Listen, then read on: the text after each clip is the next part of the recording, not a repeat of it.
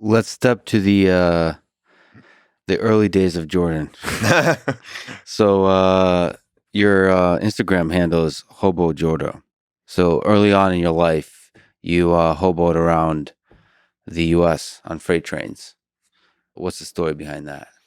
My brother, when he was 17 or so, he just decided to go hitchhiking, and he hitchhiked down to Reno from Idaho, where we were, and ended up loving traveling, but hated being dependent on other people. So he ended up jumping on a freight train and just did it. He pretty much got on a train and traveled the country for the next 8 years on trains, lived in the streets and everywhere. But he was sober, so it gives you a different experience than a lot. But at one point when I was, I guess, 18, he invited me to come along with him. He'd probably been doing it 4 or 5 years and or more. And I said, sure. So I quit my job and went out with him.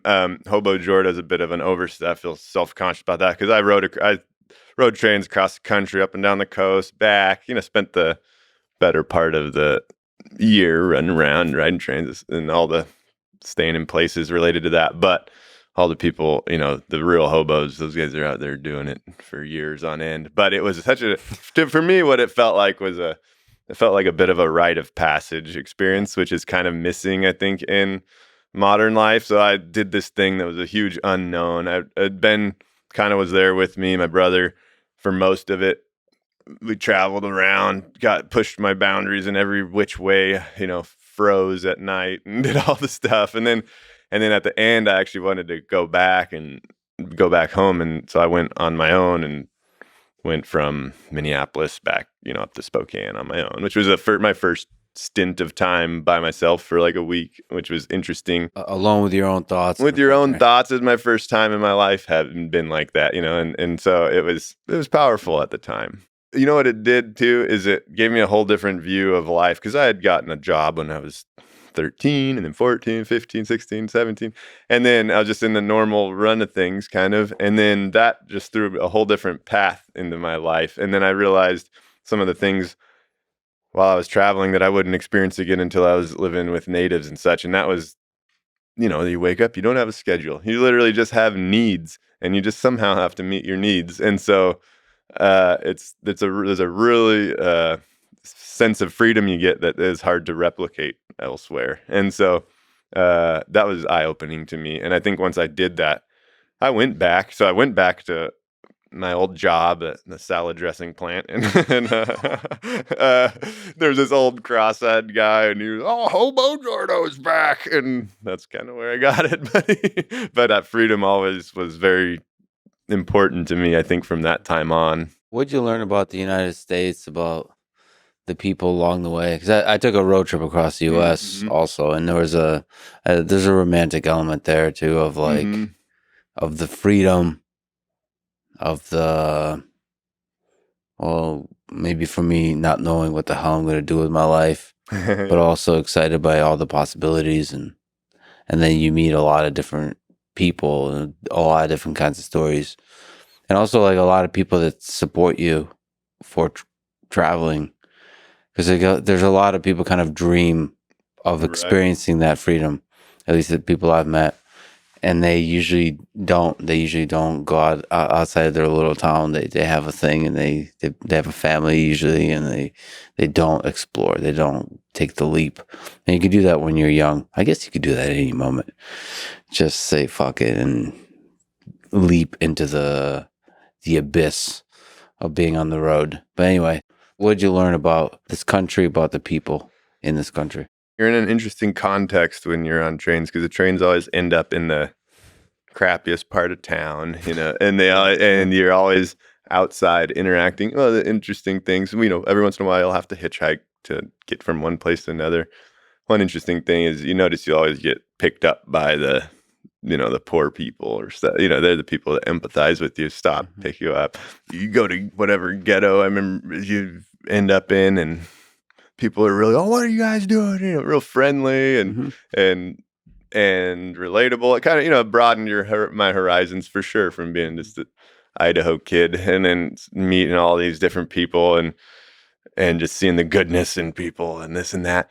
it's also very, a lot of drugs and a lot of people with mental issues that you're friends with, dealing with, all that kind of stuff. So, Any memorable characters?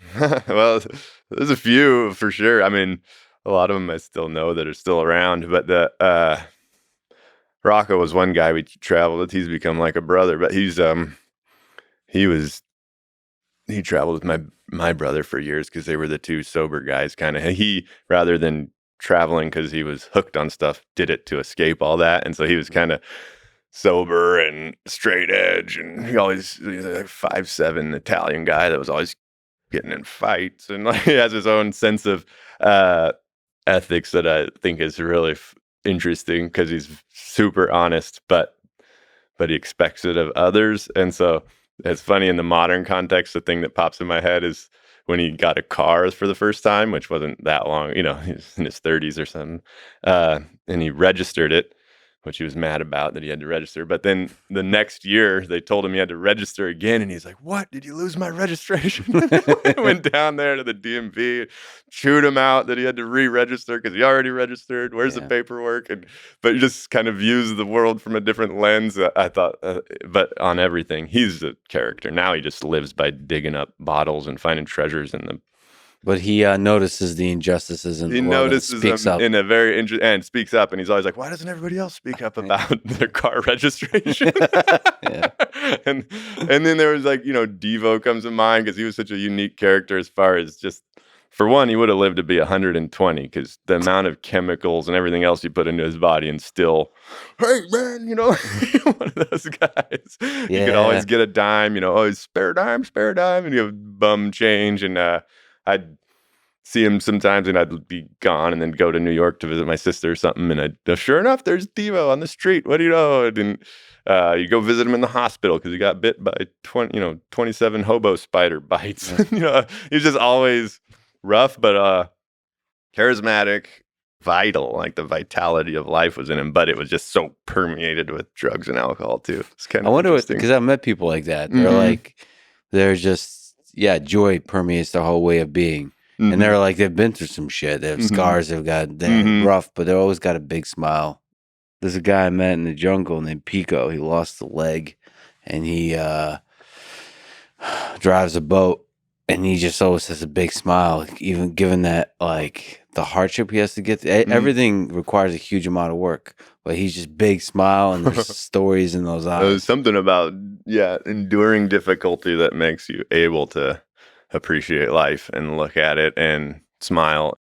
Any advice if I were to take a road trip again, or if somebody else is thinking of hopping on a freight train or hitchhiking? It's way easier now because you have a map on your phone. You tell you're going. You're kind of cheating now. It's not about the destination, because the map is about the destination. Right. But here is like, you don't really give a Trains, damn. where are you going? You're not going anywhere. Exactly. I say do it. Like, go out and do things, especially when you're young. Experiences and stuff help create the person you will be in the future. Doing things that you think like, oh, I don't want to do that, I'm a little scared of that. I mean, that's what you got to do. You just get out of your comfort zone, and you will grow as a person, and you'll go through a lot of wild experiences along the way. Say yes to life in that way. Say yes to life. Yeah, I love the boredom of it. Freight train riding is very boring.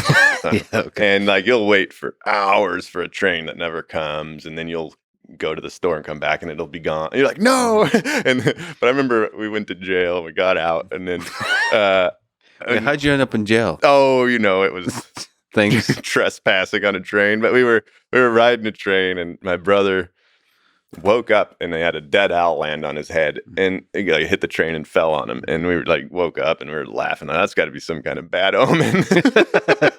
And then we were like looking out of the train, and we saw a train worker look and saw us. And he went, like, oh, we know that's a bad omen. Anyway, sure enough, the police stopped the train. Somebody had seen us on it, and they searched it, got us, and threw us in jail. It was not a big deal. We were in jail a couple of days. And then but when we got out, of course, we were in some podunk town in Indiana, and we didn't know where to catch out of there. And so we were at some factory, and we just abandoned factory, and we waited there for like 4 days.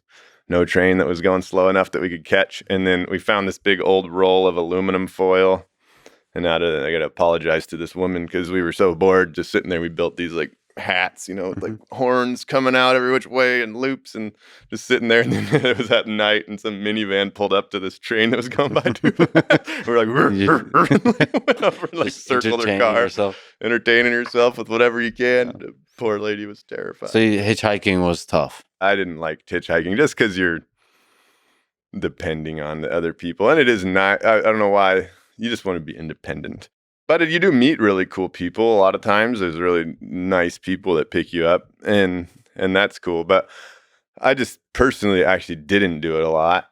And I wasn't, if you're on the streets for 10 years, you'll end up doing it a lot more because you need to get from point A to point B. But we just tried to avoid it as much as we could because it didn't appeal to us as much. Well, the one downside of hitchhiking is people talk a lot. Oh, they do. So it's both the pro and the con. Yeah.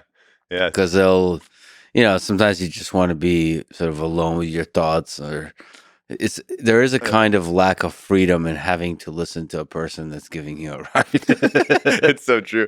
And then you don't know how to react. I mean, I was young. I remember I got picked up, I was probably 19 or something. And then I was just like, hey, how's it going? And she's like, oh, fine. My husband just died. And then and then and I got diagnosed with cancer and this and that, and pretty bitter and all that, and understandably so. But you're just like, I have no idea how to respond here. And so then you're young and you had to be nice. And I remember that ride being interesting because I didn't really know how to respond. And she was angry and going through some stuff and dumping it out. She didn't have anyone else to dump it out on. I was like, wow. I'm going to take the freight train next time.